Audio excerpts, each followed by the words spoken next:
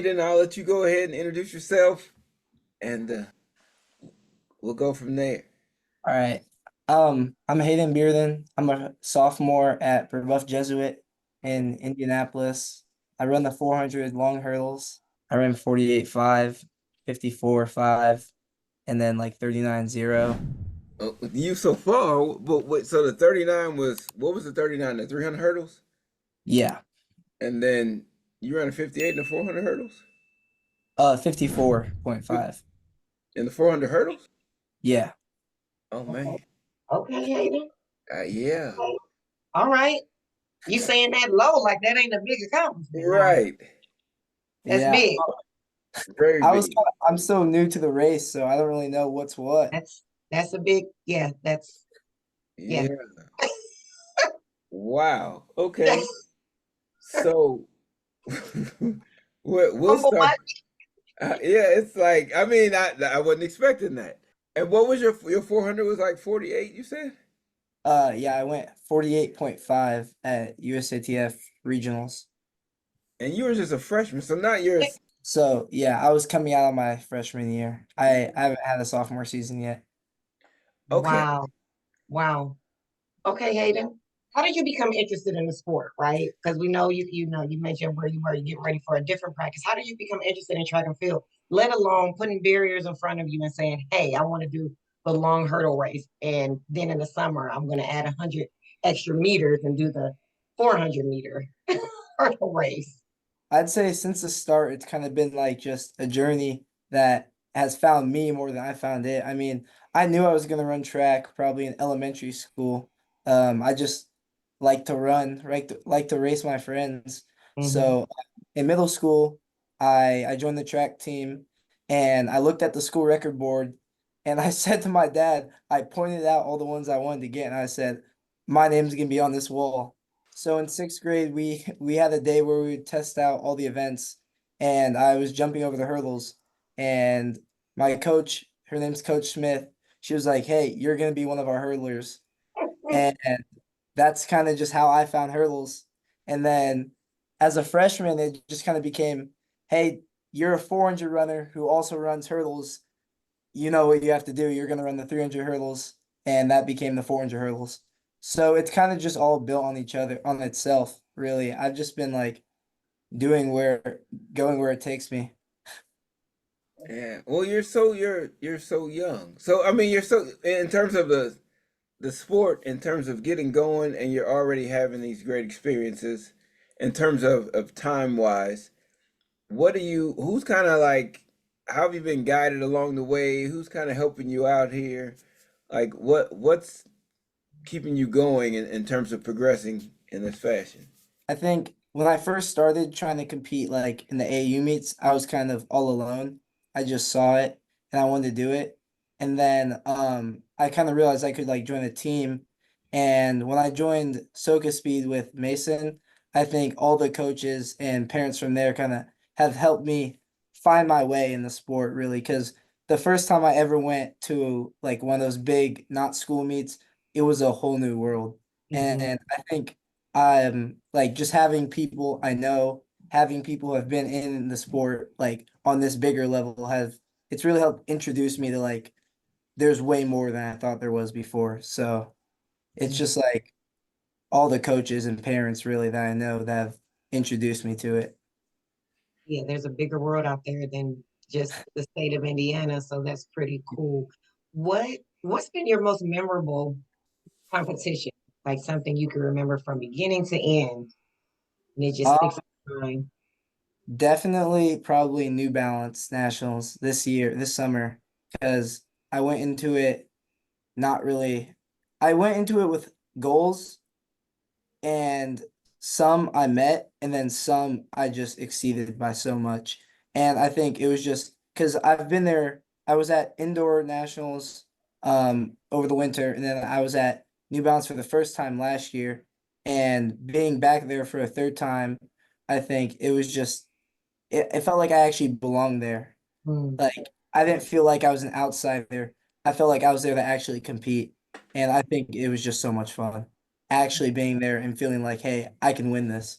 And I Nice. have a follow-up to that point because you've been on some really big stages. So how are you mentally preparing for these big competitions? The best thing I can do for myself when I'm thinking about a competition is just what I've learned from hockey, really, playing hockey is to visualize myself winning.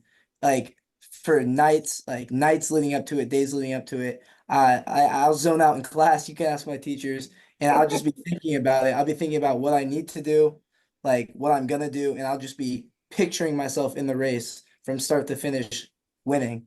And I think that really helps me get ready for the competition because even though it's all in my head, it's almost like I've been there before once I get on the start line and I just know, hey, I'm prepared. I just need to let myself do the work now and want it more than the people next to me.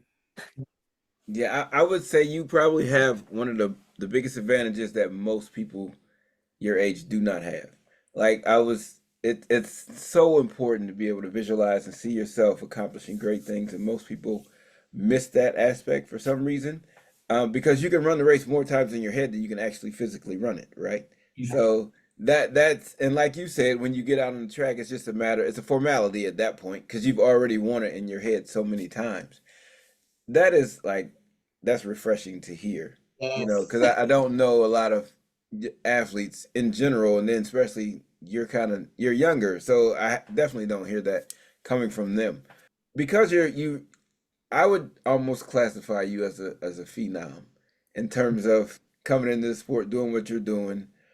What is it, short term, long term goals in terms of what does that look like for you?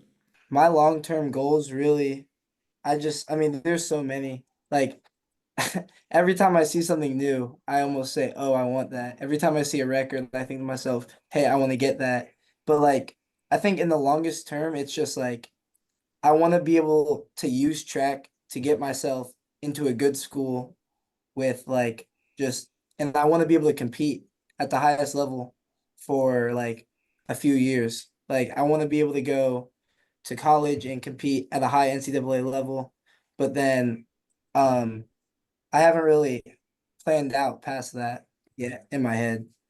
So you've had a lot of successes, but even with successes, sometimes there are setbacks. So Hayden, how have you navigated those, when you didn't perform your best or you had a time in mind and you fell short? How do you handle when that happens? Well, I think the best example I can think of when that happened to me was this year actually. Um, at the Indiana state meet, I think I was ranked 14th in the state for all classes for 300 hurdles. And going in the regionals, I had to hit like 39.6 and I had ran 39.0 at that point. And I ran 39.8 or something. And it just like it crushed me because all I wanted was to go to state and like compete just as a freshman. And so what really happened was I was really upset that night. And you can ask my mom. I went home at 12 a.m. I put on my running shoes and I ran 11 miles until I think 2 a.m. in the morning. And I got home and it's still on my ceiling. I wrote the time I ran at regionals and I taped it to my wall. And every morning I woke up and I looked at it until New Balance because I Wow. was to remind myself how I felt when I didn't achieve what I wanted to. And I wanted to tell myself, don't let that happen again. And that's some great motivation. I like it though. I appreciate that 100%. Yes, absolutely. So, how has being an athlete shaped who you are, who Hayden is? As my dad says, it's just like it shapes you mentally in the way that you can almost handle issues, you can handle adversity maybe better than some people who haven't really gotten because it's like it's physical adversity or challenges you might face, but it's also so mental.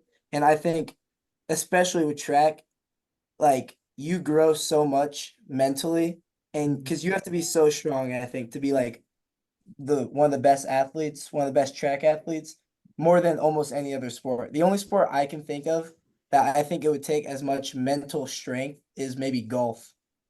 But I just think it's helped me face challenges like outside of sports in school with just the right, I don't know how to explain it, but I think it's just helped me become a stronger person mentally when I face challenges that aren't physical and aren't in sports, because I know what it feels like already in maybe a less serious, less high risk type of situation.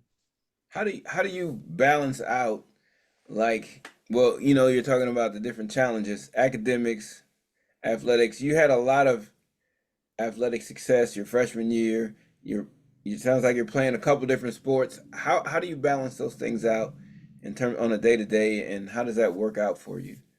It is hard to balance, especially now during hockey season, especially when track is my main focus. But I know first basically is getting my school done, getting my academics done, because I know if I if I start failing in that, then I'm not going to be on the track and I'm not going to be playing hockey.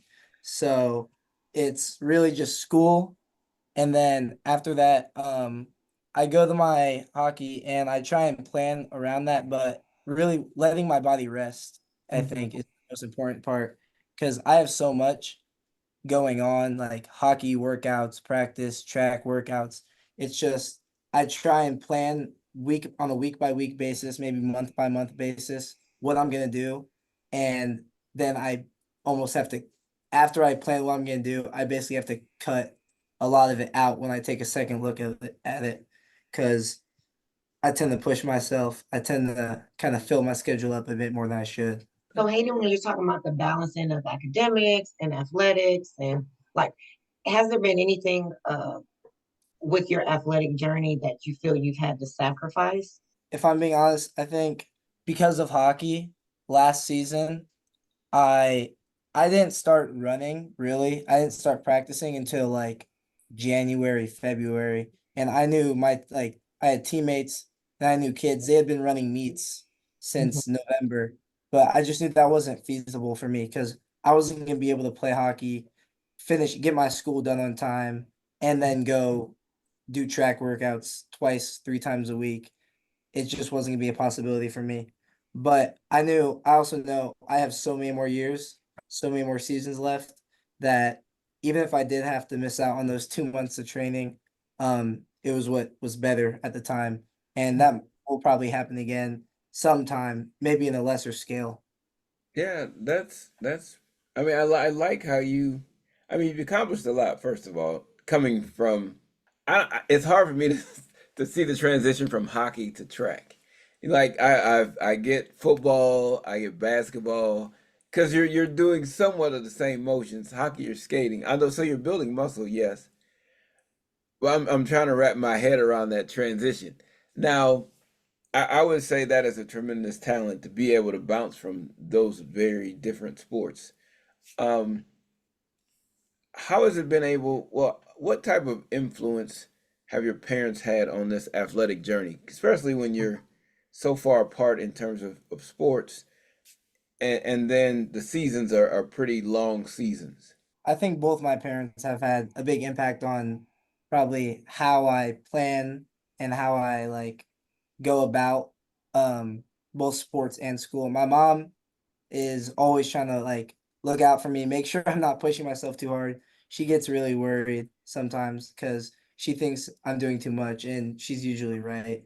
And she just really wants me to take care of my body for the future. And then my dad, um, he really makes sure I keep my focus on school, and he wants me like he's always keeping me in the right mental state. Everything I've learned probably about like mental strength has come from him, and like just yeah, just like coming into a competition, probably my dad will be the one.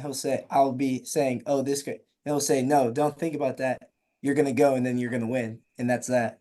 And I think I've gotten a lot of my confidence. I've learned it probably from him. So both my parents have been really helpful in their own different ways.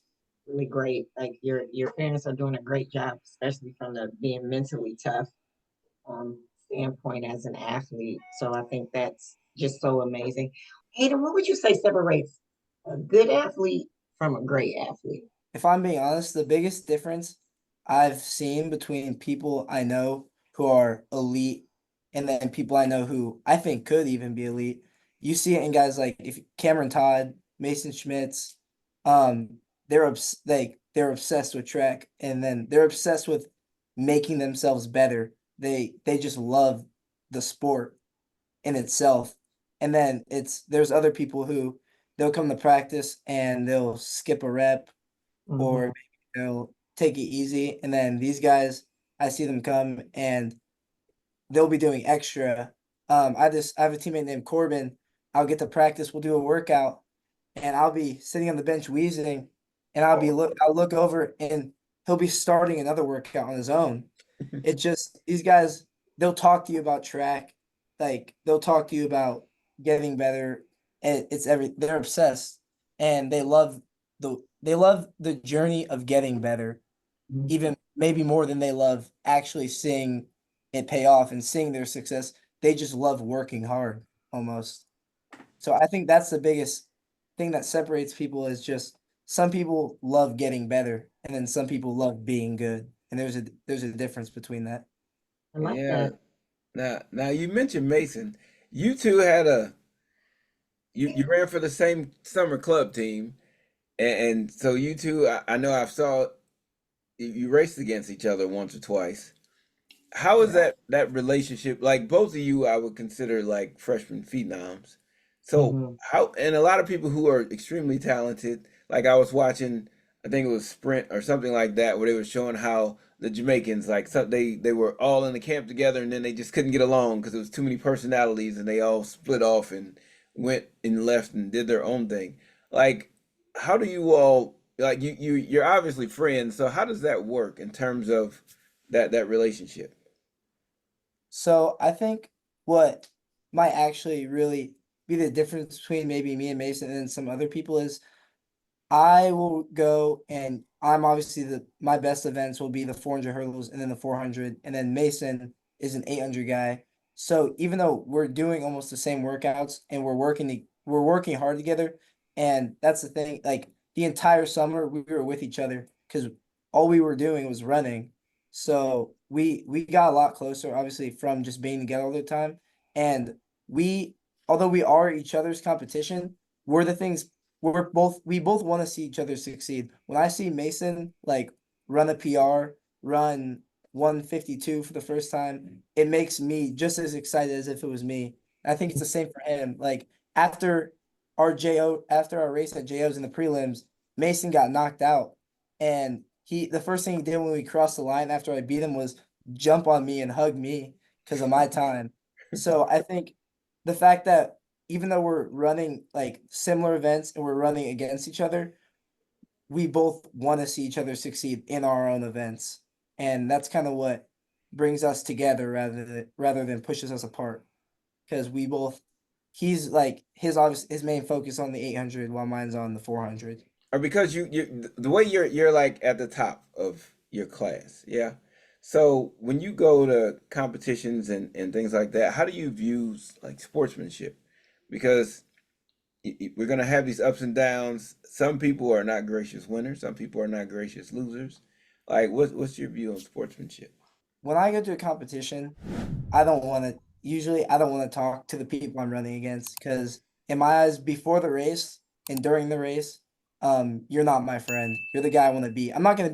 I would never be mean to anyone. I think that's it's just unnecessary. But in my eyes, the second we start that race and then before while we're getting ready for that race, you're not my friend. You're the person, you're one of my hurdles. You're one of the people who want to see me lose. You're in my way. And then the second that race ends, I'll be the first guy to come over, congratulate even the guy that beats me.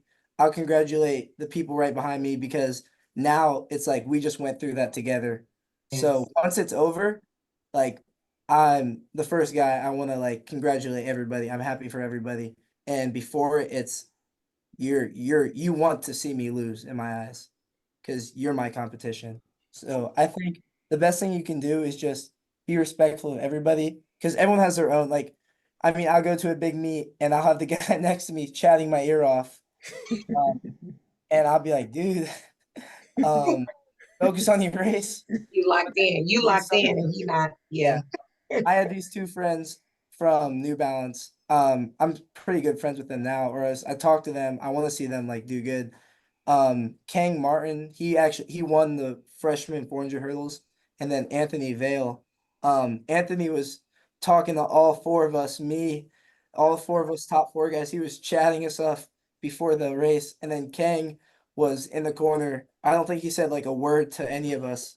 And then after it was, we took pictures together and we were all good. But it's just there's so many different personalities, and I respect all of it. It's just, you're my competition before the race. Right. So have you, because you've established these relationships with even people from opposing teams, how have you been able to communicate, if at all, like this is how I focus before a race. So if you don't see me talking to you, it's not it's no harm, no foul. Have you been able to do that? And even with your teammates, like I'm locked in a different way and this is how I focus and it's nothing against you. If I'm being honest, it's a pretty simple answer. I I have a headphones. I love my headphones, both ears over, and I'm in my own world. Hmm. If I have one ear off, maybe I'll talk to a few people, but once once you see both those headphones go on, I'm kind of I'm zoned out. I'm getting locked in. What's the best piece of advice a coach, like again, I'm sure you have a lot of advice that coaches that give you that have just been amazing. What's one thing, one piece of advice that kind of stands out to you about one of your coaches? Make sure when you answer this you shout out the coach. I think the one that stands out to me most actually was when I last season, not this most previous one, but coming out of my eighth grade year, I was injured all of my school season, and I think my best time at the time was like 52 high in the 400, and it was the very first race of my season. And one day at practice, because I was running 53s then in the summer, I said to my coach, I really hope I run 51 this weekend. I've been stuck at 53. And he told me stop right there. And it was Coach James from Soka Speed. He said to me, there's no such thing as being stuck. And he said, every block you have, you've set in your mind. When you say something like that, you're basically telling your brain, this is my limit. And he told me, don't say that. Say, I'm gonna run this. There's no such thing as being stuck. And that weekend, I went to Illinois and I felt no different. Nothing changed. I know those two workouts weren't the reason, but I dropped 2 seconds in the 400. I went from I was a 53 guy, and then I became a 51 guy, a 51.1 guy in 1 week. And I had Coach James quote in mind, and that's pretty much the only thing that changed. So I Yeah, think that words was matter. probably, yeah, I guess that was the most influential thing a coach has said to me because that's kind of when everything changed too. Mm. When I went from 53 to 51 to splitting 49, and then where I am now. When I like before I was saying like with school track in particular, what type of how was that received? Like I've been a head coach before and I've had talent that came in as freshmen and some of the seniors are like, it was like they were beating most of the seniors and they were kind of the star of the team as a freshman. How were you like received, being the talent that you are, when you came in on the scene at your school? So we're a pretty small school. We don't have like the most elite track team, but I mean we have some great guys on the team. Obviously, we have Jay jumping 6'10" in high jump, and then um just a lot of good we have a good people. We had Cameron Todd last year, but so I came in running almost our school records. Obviously, now I hold I think two or three school records in my from my freshman season. Um, there's a lot of seniors. I'm gonna admit, there's a lot of seniors who they kind of made fun of me for caring about track, just because Buff isn't. We don't have probably at this point any other guys like me who are all in on track. I'm probably the only one, and I might be one of the only ones ever, really, for sprints even. So a lot of people did kind of make fun of me just for caring because they were more football guys. But then there's also some older kids like CJ Harris. He was a junior. He he was like my biggest role model, biggest leader on the team because he was like he really pushed me, told me like keep working every day. So it was like it was mixed. Our coach, I loved our coach. He moved schools, but he was the biggest like track nerd almost. He could tell you every bit of science about track.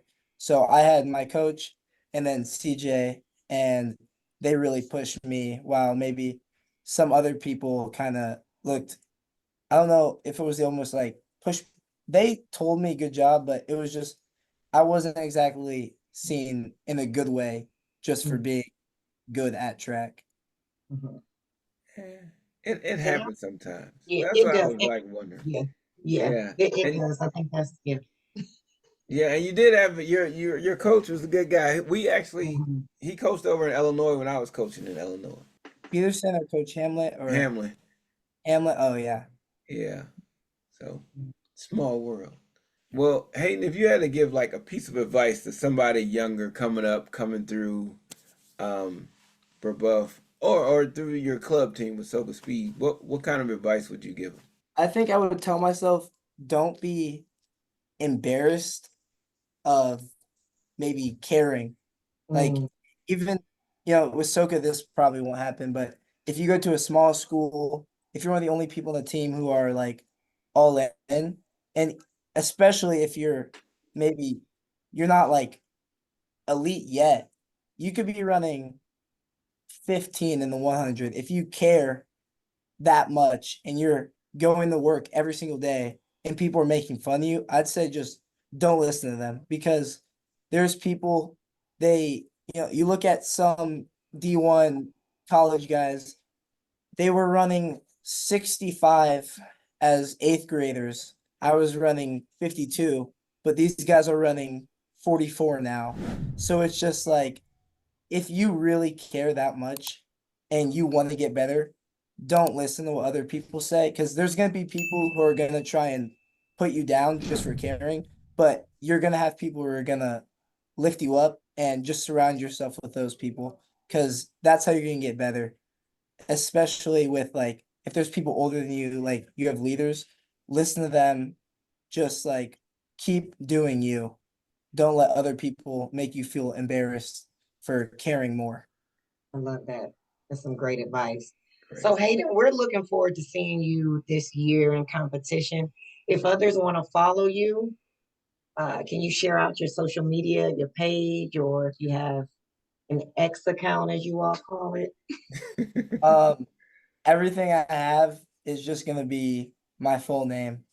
It's gonna be Hayden space Bearden, Hayden underscore Bearden, anything like that. It's all gonna be just Hayden and then Bearden Bearden, full name. I don't have any form of username or anything. I like to keep it like to keep it to the point. There you go. Well, Hayden, we appreciate you joining us, and we're Thank, wishing you all the best of luck with hockey season and with track and field. thank Yes. you. We look forward to seeing Thank you, sir. you.